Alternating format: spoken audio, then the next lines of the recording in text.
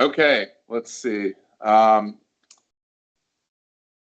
right, thanks everyone for being here. Mike Rossell here with Engineers for Communities live show. We've got a really special guest today, Geovanny Romero. He's the district manager at Morrison Creek Water and Sanitation District in Routt County, Colorado. Geo, thanks for coming on the show today. Thank you so much, Mike. To be here. I wanted to start off by just kind of asking about your work history. I think it's quite interesting how you got to where you were. How do you become what's the path to becoming a district manager? Oh, Mike, I think the path to becoming a district manager of a water and sanitation district is a lot of work. A lot of work and being involved with the community. And more than anything, I think wanting to be part of the community, serve your community, and everywhere you go. I started my career. I am a U.S. immigrant. I moved to the United States when I was 17 years old by myself. I went to school, went to college. I had to work and pay my way through college. And after a few years, just kind of trying to work and go to school and work and try to pay for my studies. I finally, after a few years of being in the U.S., became a U.S. legal resident, and I was able to join the military at that point. And that was 20 plus years ago. And I joined the Corps of Engineers. I worked as a combat engineer for many years, and after I was able to learn a lot on the job. I started to go to school again through the military, and after many years of hard work, being deployed overseas several times, I got a lot of knowledge. I obtained a lot of knowledge. I gained a lot of knowledge from just on hands doing the work, very manual labor, and finally, put in a lot of time into my school. And even when I was deployed, I tried to at least try to take one class or something if I was able to do it remotely. We did a lot of small city infrastructure, a lot of sanitation work, fortification of U.S. bases. So the knowledge was very broad. We worked a lot of defensive positions for American bases overseas. But one of the most important things in every base, so everybody stays healthy, was sanitation. Water sanitation was always a key part of any improvements to any U.S. or allies for needs for a base. So, anyways, after that part of my military career in the Corps of Engineers, I went back. I got out of active duty, went back to school. I always stayed in the reserve, still to the day, and decided to go back to school. And I did some chemical engineering, then some civilian work, and I ended up moving up to meeting my wife, my now wife, and she lived in Steamboat Springs, Colorado. And, I was trying to debate, should I stay in Denver? Should I go to Steamboat? And obviously, I decided to go up to the mountains. And it's not a bad spot to be. Steamboat I think Steamboat's like this hidden gem. Well, it's not. It's becoming less hidden. It's becoming less hidden for sure. The appeal is amazing. And so I ended up in Steamboat, and I started working on the chemical lab, and that was all great. And then finally, I was able to get a job at the county and the road and bridge shop, and that's kind of where I started my actual career, I would say, as an engineer, as a project manager, running some larger construction projects, um, and it was great. I loved every minute of it. I loved the people that I worked with. Had a really good mentor. We had a really good engineer. Her name was Janet Ruby, who was just on point, and she was just, allow your mind to flow free and try, just kind of let you roll with your within your job description. But we had a lot of freedom to create, and and just basically create our own scope of how we wanted to see our county grow, our city grow, and having had the experience of being, having grown up in Ecuador and having lived overseas and having gotten the opportunity to work in the military, I got to see a lot of different perspectives and a lot of different types of engineering and a lot of different types of work and a lot of different types of work processes that you know gave me a little bit of I believe an advantage on between some other candidates, because I think I could see a little bit broader. Yeah. I think that growing up in a third world country, you gain a lot of things of how you not want how things shouldn't be, uh, and I think that's a really good experience to have.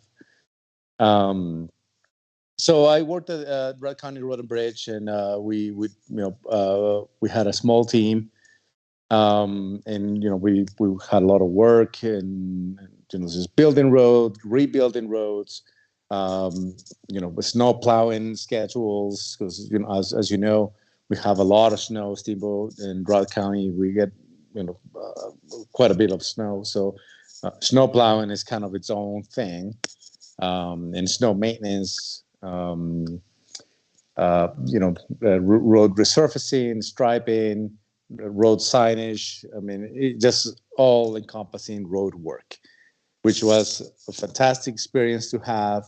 I got to meet a lot of really good people, really good workers, really good in the ground, field crews, as well as the planners, which I think that's where we kind of our scope is in the planning, staging, designing, and then execution of projects. During that time in my career, I met a very interesting person, Steve Colby. Um, he was the previous general manager of the Morrison Creek Water and Sanitation District. And, I had met him, just kind of through some road work, and they were working on some utilities and whatnot. And one day he told me he was retiring. He had been running the district for 35 years. And, Wow. he had the district was under bankruptcy. I'll go into more details on this later, but the district was under bankruptcy for many years. So, he led the district through bankruptcy and whatnot. So he had a really tough time just keeping it together. There was no improvements, no nothing. His focus was to whatever they had, just keep it together until the district came out of bankruptcy. And then at that point, the district would have to be assessing how their finances were to see if any improvements were even possible at that time. So Steve Colby came out, we were talking, and he told me, I'm about to retire, and the district has been looking for candidates to take over for me. And we have gone through several rounds, and we just can't find somebody to do it. And I wasn't even aware of this yet. Apparently, it had been listed for months, and the district board had held many interviews. It's just being that we are so remote, the cost of living, and many other aspects. It was just hard to find somebody to take over. Anyway, so I interviewed, and I obviously got the job. And it was the beginning of a new era for me and also for the district. As I got hired on, the very first thing they told me is we need a new wastewater treatment plant. And we have been working with a firm to do the design. And now we just need to be able to build it. And I remember in my first interview, I said, I can build anything, really. But, Yeah. but how do I pay for it? I remember clearly saying, how do I pay for it? And it's being that the district had no finances to commit to something like this, and to a revival of the district, and massive expenditures right off the bat. Anyway, so then I was welcomed to the world of writing grants and trying to find financing through the state and the federal government, and just kind of navigating that world, which I wasn't too unfamiliar with, but this brought me to another level of knowledge. Yeah. So, all right, wind me back a little bit here. So, what Morrison Creek Water and Sanitation? It was in bankruptcy when you get there. How was it formed? Like, kind of give me a brief overview. Like, how did it come to be? Okay, so the Morrison Creek Water and Sanitation District. So back in the early 70s, a big construction group, the Woodmore Corporation, was developing this area. I guess let's back up a little bit. Back in the 70s, Colorado was going to be a host of the Winter Olympic Games. And with that, this consortium of builders were trying to create villas, or um, Olympic villages, Olympic towns, right? Right, for people to come in and like to accommodate the mass inflow of people that are extraordinary. Correct. So, so again, this is just historical that I've been told through previous general managers and my attorney, who's been there with the district for 45 years. Anyway, so they were creating these winter villages, these paradise winter villages, with a ski resort and like Nordic training centers and whatnot. So the Woodmore Corporation bought all these 11,000 acres of mountain, like pristine Colorado mountain, and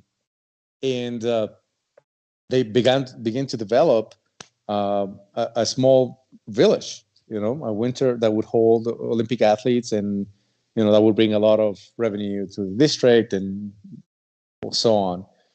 The district ended up the developer ended up defaulting, and I think because the Olympics were not coming to Colorado anymore. So obviously they defaulted, and they were never able to finish the project. They have subdivided these 11,000 acres, to include open space and everything. But there was 2,200 lots that were created as part of this entire project. Only 500 of those were actually connected to some sort of water and sewer. It's like a fifth. Yes.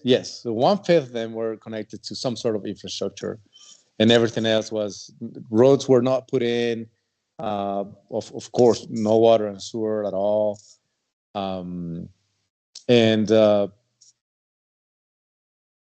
So they were, they defaulted, and the county was like, well, we don't have the power or the money, nor we want to take over a whole new spectrum of work, where like the county and the development kind of pays its way. So Stagecoach went dormant into, and Stagecoach is the larger area that the Morrison Creek Water Sanitation serves that area. So Stagecoach went dormant.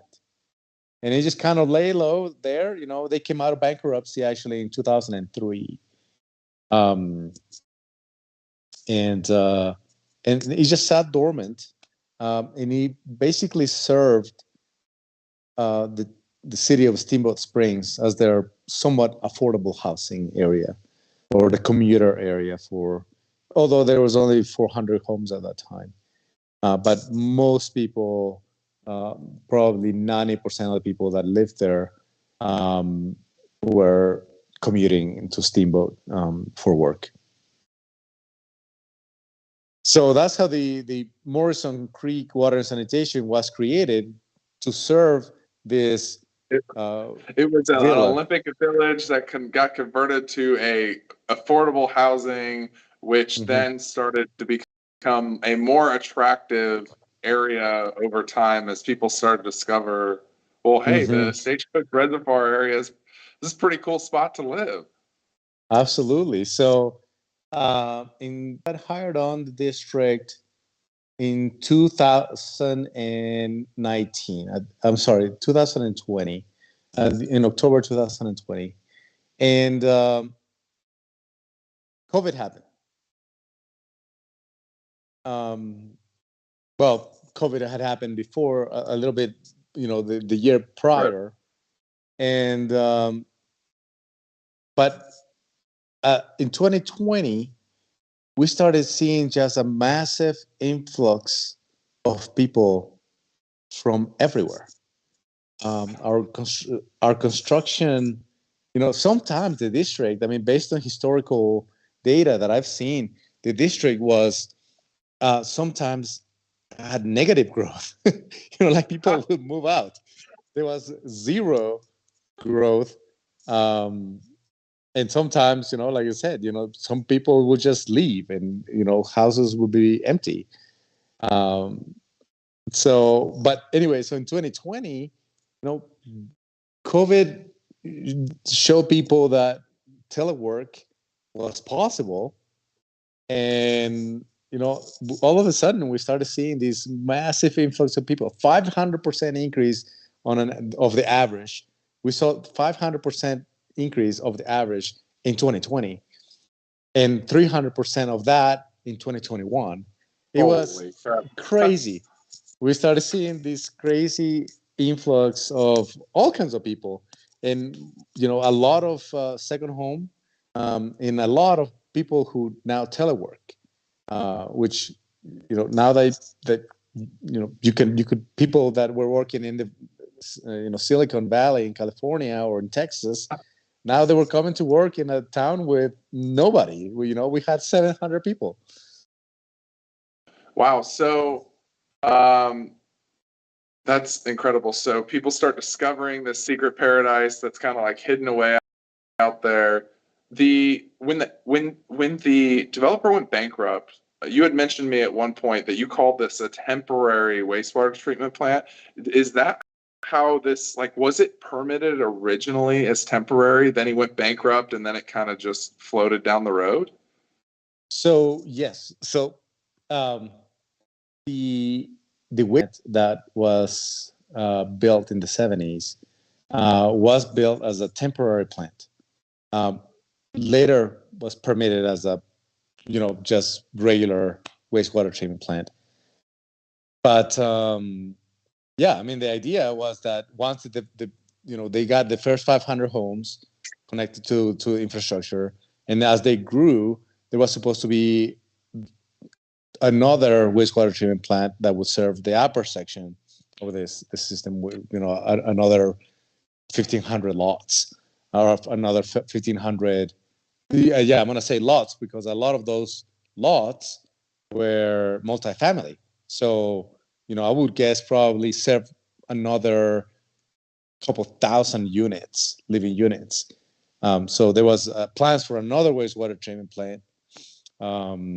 So the plant that we are currently operating has been working since 1973, and it was supposed to be a temporary wastewater treatment plant. But after the Wilmer Corporation went bankrupt and defaulted in the construction of the district, there was just nothing else the district could do but to continue to operate this plant and just extend the life of it as much as possible. And with that, created really good operators because, as the plant continues to age, we still have the same requirements on cleanliness and quality of the effluent. Right. So therefore, when I started, there was a huge rush to try to get this project going, which eventually, after a couple of years of planning and a couple of years trying to get financing, we were able to get started. What kind of challenges did you have in your new treatment plant that were kind of difficult to deal with? That, like, was meeting effluent qualities hard, requirements hard, or the location, or any of those things? Did you have to fight with the CDPHE on? Yes. So of course, the federal and state regulations, and they have water quality limits on the effluent that we have to meet, and there is all kinds of rules and all kinds of ideologies, and the state has rules and limits, and just a lot of different things that we had to comply with. Which it makes sense. It absolutely makes sense. We want to make sure that our discharge is as clean as possible into a reservoir that is utilized for recreation. They actually have a swim beach at the reservoir. So we want to make sure that the effluent is of the highest quality well, I think possible. you regularly find people ice fishing there. I've driven by and seen it frozen over.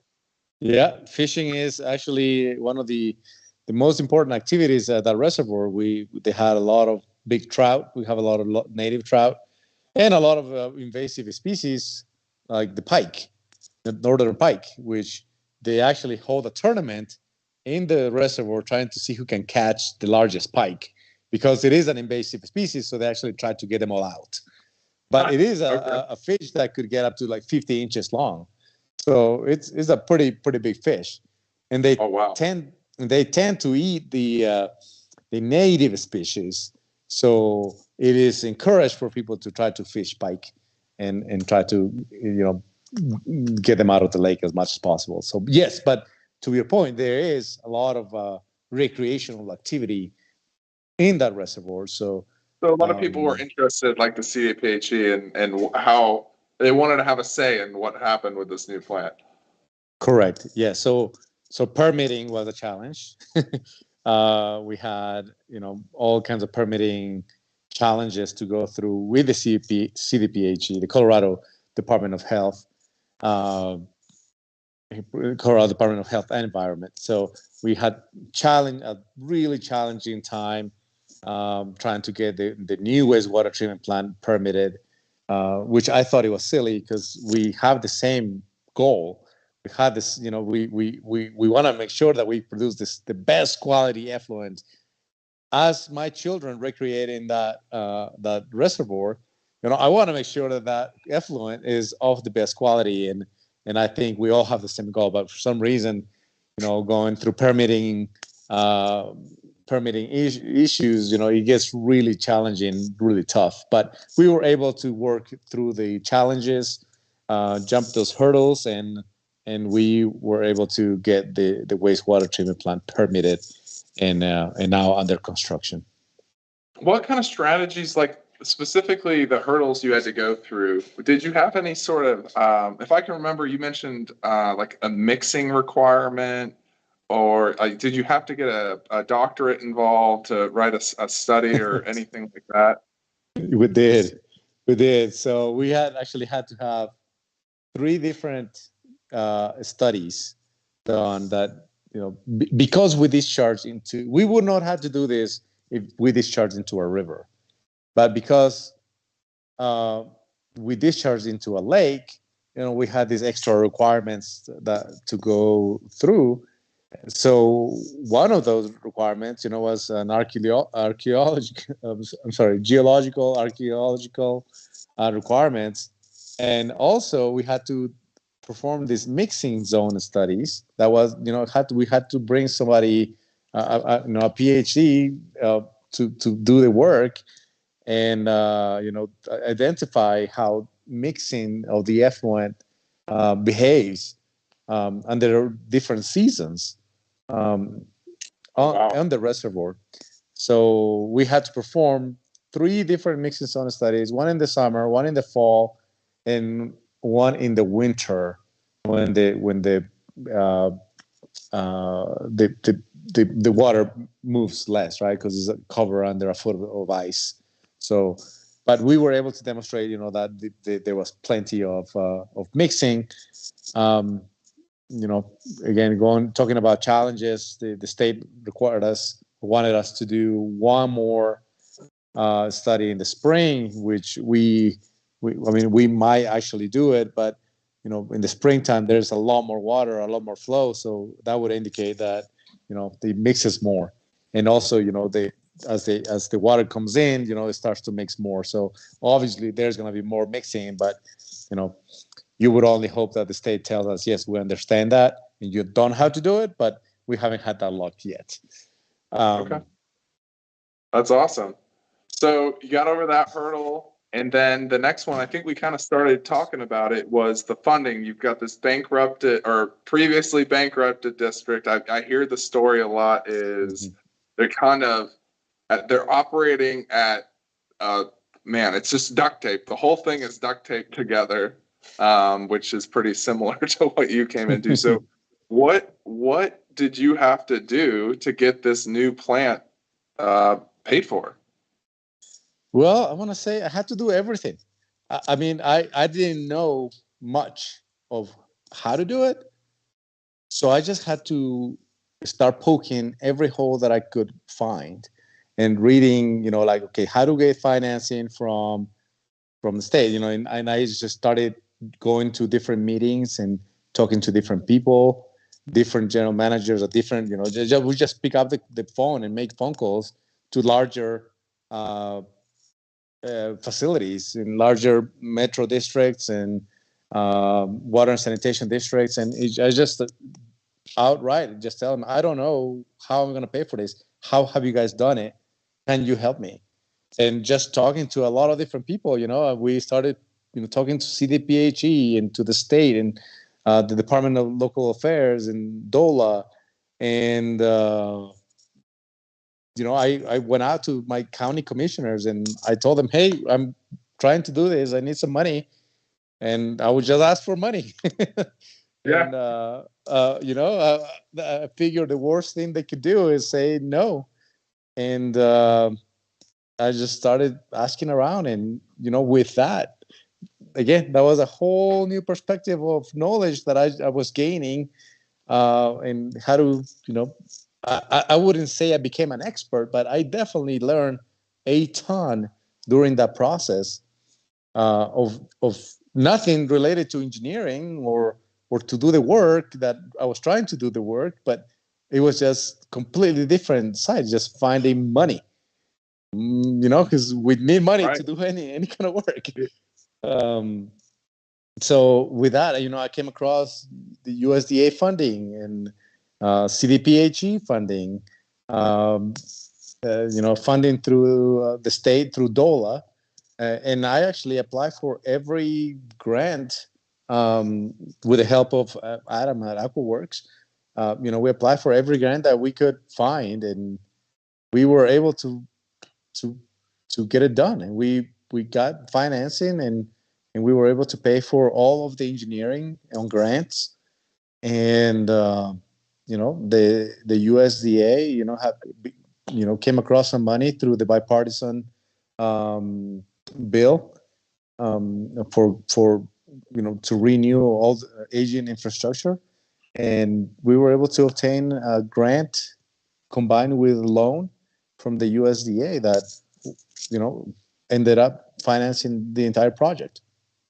So essentially, you're getting like 50 cents on the dollar lumped into some sort of low interest loan kind of thing. Okay. All right. So really the lesson learned there is, and I had David on at Round Mountain, and he said the same thing. He said, I just started asking everybody, because eventually we hit a level of desperation, and we're just like, I have to let everyone know I need help. Like, can you help me? No, and you just have to keep turning rocks over. Absolutely. I think that was it until I came across, I think it was the Crested Butte Water Sanitation District, and they gave me some insight that, like, because there was a lot of different aspects. I mean, just trying to get this financing was so cumbersome because it was a puzzle. The district, to be able to obtain debt, the district had to go under a vote. Because of the Tabor laws, we had to go out for a vote. But we knew that we were going to fail at that. Because of because no one wants to pay more.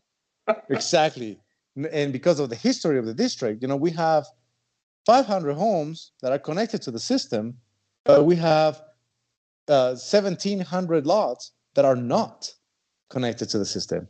So the vast majority of people are getting no services from the district, although they do indirectly, but they're not receiving any services from the district directly.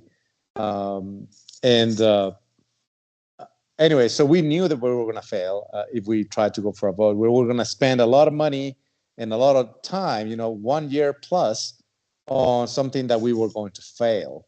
And we already knew that. The district had tried that already a couple times. Every time they failed. And I saw that not being different this time.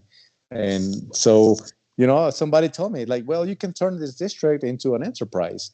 And, as long as you're not using property taxes and like Tabor money, you can finance this as an enterprise and just pay this loan with user fees. And I was like, okay, please tell me more about this. Tell me more about this. Tell me more. I'm trying to, this is news to me. Yeah, so we were able to convert our district, and the water and sewer portion, they act as their own entities, that they finance every project through an enterprise. So they pay for everything from their user fees, and not money from property tax. So that allows that enterprise to receive loans, grants, as its own individual entity, and we didn't have to deal with a vote. So, but that implied that we had to go and break down the entire district, how it was formed, and break it down into pieces, right? So each water is its own entity, sewer is its own entity, and if we ever went to the parks or anything like that, it would have to be their own. So that is the only way that we could get finance without having to go out for a popular vote, which we knew it was going to fail. So we had to work through all that through a year planning, and we finally were able to pull it off, and we did it. Wow. And it just took a year. So was it a year once you figured out the way to go, like what the whole time just to get it funded, or are we talking like 2 or 3 years? Well, I think at least 2 years. I mean, the 1 year was just once we knew what we had to do, then it took about a year. Oh, right? Wow. Okay. So, but yeah, the whole process, the planning process, was obviously a couple of years. Gotcha. So was the plant that you were able to design, is it designed just for the existing 400 homes? Did you guys do some master planning ahead of that for all 1,400 lots, which I think you said was thousands of units or users? Yeah. So yes, no, we definitely gave us some room. And it's not so much the how big the plant is or how much it is able to treat. Is most we're regulated by the amount that we are allowed to discharge. That's really the limiting factor. And right now we're operating at about 25% capacity, so we have some room to grow. And with that being said, we have, like I said before, Stagecoach was discovered. So now we not only have homes being built, we have large proposals for development. So in the last year, we have received two proposals that would bring another 1,000 homes to the district. Wow. That's additional to the already existing 1,700 lots that are non-developed. So at that point, we may have to think, the board may have to assess maybe we need another wastewater treatment plant or so on, something along those lines. Holy crap. So yeah, that's pretty massive. What is it? Would your current plant, would it treat that? Or are you saying it's in a different location and you guys would have to build a plant to serve that community? So if those new subdivisions or these two proposed developments were to happen now or the next 5 years, I think we would have the capacity to serve, but that is disregarding the other 1,700 lots that are not connected. And those 1,700 lots that are not connected, they've been paying property tax and district fees and district taxes for the last 50 years. So, it'll be really tough at the board to decide whether they allow this new growth that has not been paying into those 50 years for the last 50 years. Because what if those other 1,700 lots, we at some point extend water and sewer lines to them? Will they be on the hook for building a new wastewater treatment plant? Right. That's a really interesting point. So just so I can reiterate or summarize your point, you're saying you had all those lots that were originally formed with the district. They've been paying for their seat for 50 years. Or someone has, whoever owned that property. And the new guy comes in and he's going to subdivide it all out or whatever, put an apartment complex or whatever, however that's planned. And they haven't been paying into the district. And so, yeah, I guess you're trying to figure out what's fair? Like, how do you even calculate what's fair? Exactly. Yeah. So, they may take the entire capacity, but then, we got to think, okay, who's going to be, on the hook for building the next wastewater treatment plant if we exceed the capacity? So that's something that, the board and myself, of course, we have to probably engage with the developers and say, and come to some sort of agreement as far as wastewater treatment goes. Yeah, I mean, typically that's really interesting because I'm guessing your standard tap fee for those people who are already in the district does not apply to new districtees or whatever that word is. I guess, because we don't have infrastructure that could serve that type of development, they're going to have to bring all the infrastructure. But, tap fees, again, we have to address how we're going to charge them for tap fees. I've been in meetings with a lot of districts in towns and cities, and I've been trying to learn from them how do they approach these large developments. Like I've talked a lot to the city of Steamboat Springs because they have large developments that come up and they use their facilities and their utilities Um, but as also for me, it is important to talk to developers who have gone through dealing with towns and cities and whatnot to try to understand the developer perspective and how do Right. they So, see. yeah. How are they making it? How are they putting their puzzle pieces together? Correct. So it is really interesting to learn from them, and thankfully I have a few really good and large developers that I came across my path, and I have had I've been so lucky to be able to steal a couple of hours from them and just kind of pick their brain and see how they have approached towns and cities, because I want to be fair. I want to be fair to all of our customers and the citizens that currently live in the district and that will live in the district in the future.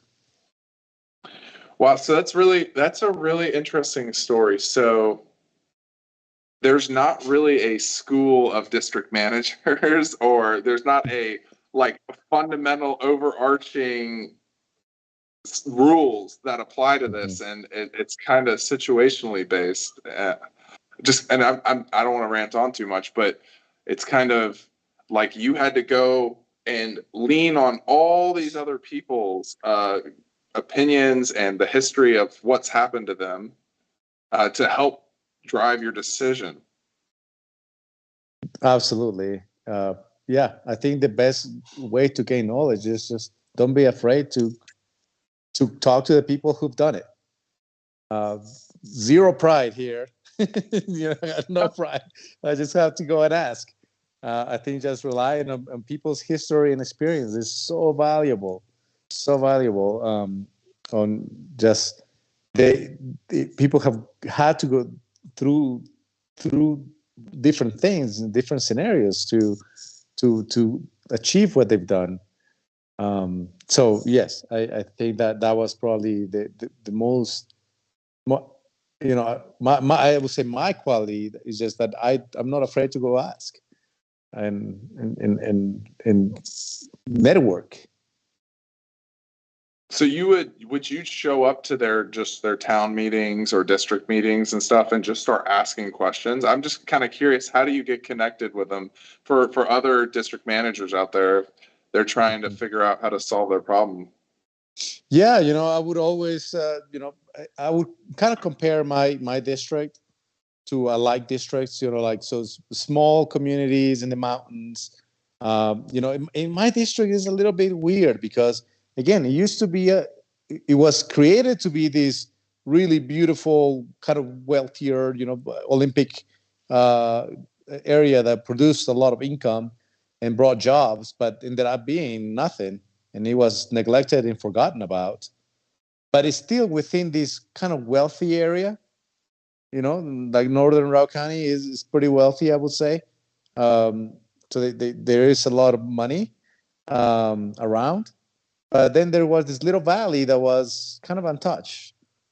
And all of a sudden, once COVID hit and then housing started blooming, the prices skyrocketed again. So here I am into this district where people are building $1 million, several $1 million homes with very little infrastructure under the ground. So it's been challenging, but at the same time, really exciting because I feel like now that with all this growth, we have the capacity to start thinking about the future and shaping our future. How do we want this to be? How do I want this to look in the next 20 to 50 years? It's now. The actions that the district, myself and the board and everybody that works for us, and the county, of course, county planning, the actions that we take today, it's what the district is going to look like in the future. So we got to make sure that we shape it the right way. So yeah, I think that was something real neat when I came into your office. You showed me like, oh, look at this. Wouldn't this be a beautiful park? And this is where the elk go through.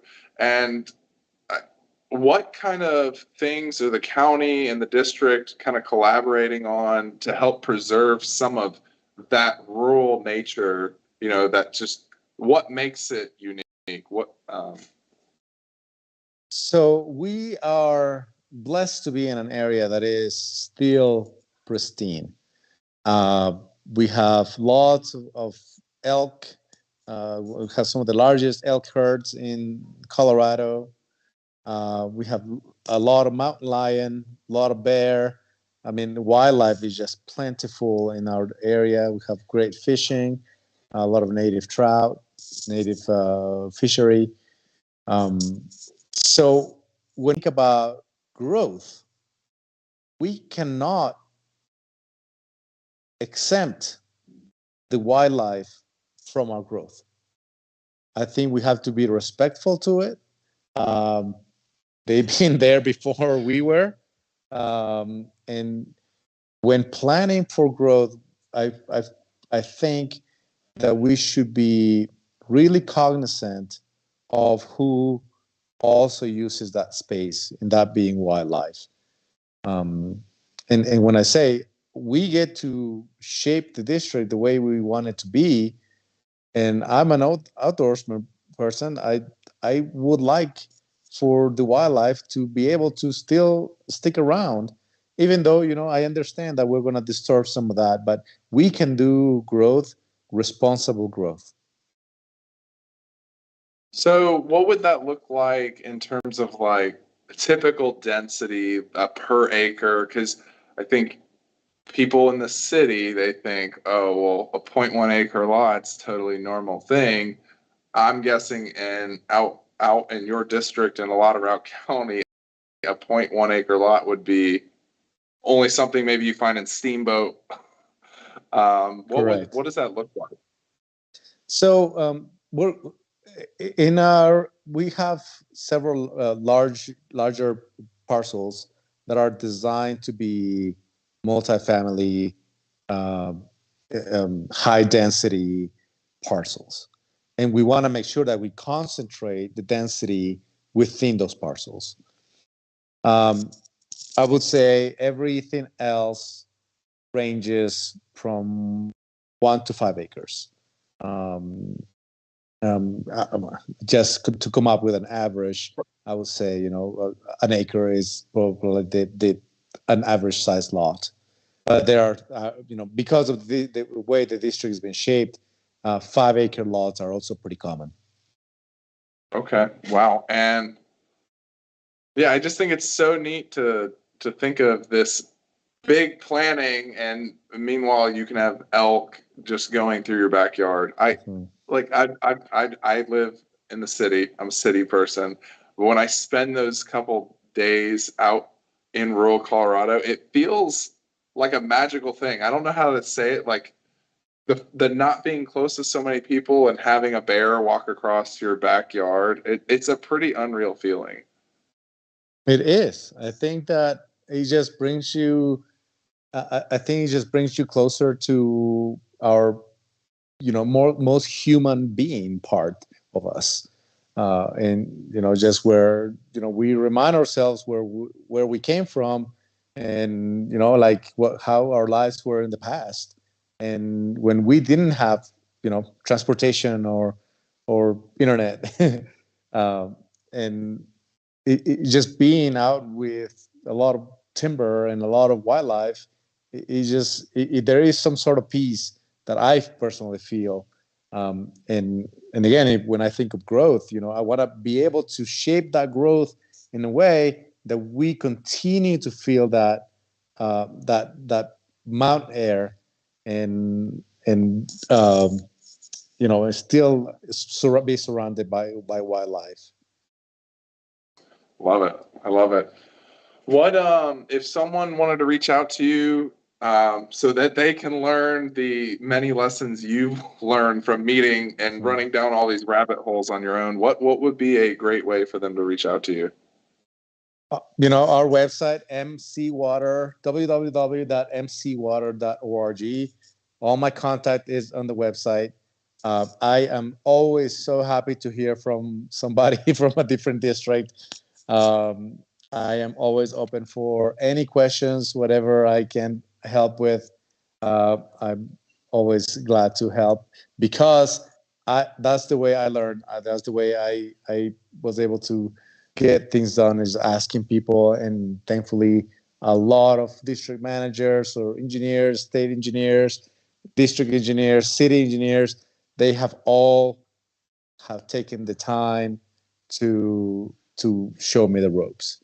Actually, just a couple of weeks back, I reached out to the Eagle River Water and Sanitation District to learn from their employee housing programs, because in Colorado, in the mountain towns, are having a huge problem with employee housing because of the cost of living. There's just not enough housing for people to work for the water and sewer districts, for the fire districts or school districts even.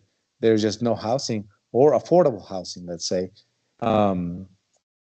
So I reached out to learn from them how they're approaching this big problem that we have in Colorado.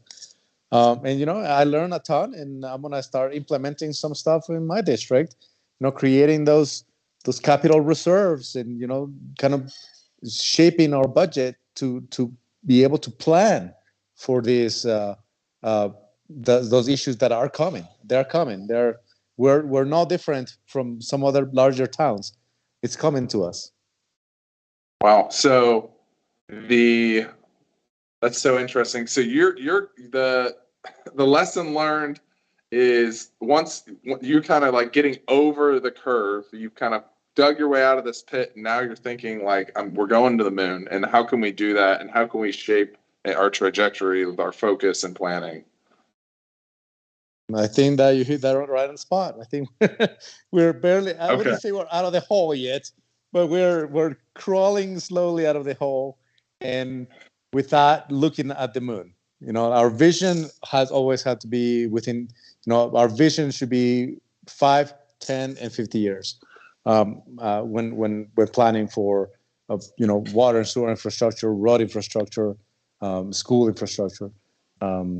So that's kind of where I'm at right now. It's just I'm crawling out of this hole where we were, and our first big project is going to get done, and then we have a lot more work to do. Love it. Well, Geovanny, I really appreciate you coming onto the show today and sharing your vast, immense challenges that you've gone through. I think a lot of people will be able to lean on this information and use it to help educate themselves. Yeah, no, I think that's the only way. Networking with the people that are alike. All right. Awesome. Well, that's it for the show today. Once again, Geovanny, thank you so much for coming on. Thank you, Mike. I really appreciate it. Okay. Bye. Have a good day. Bye.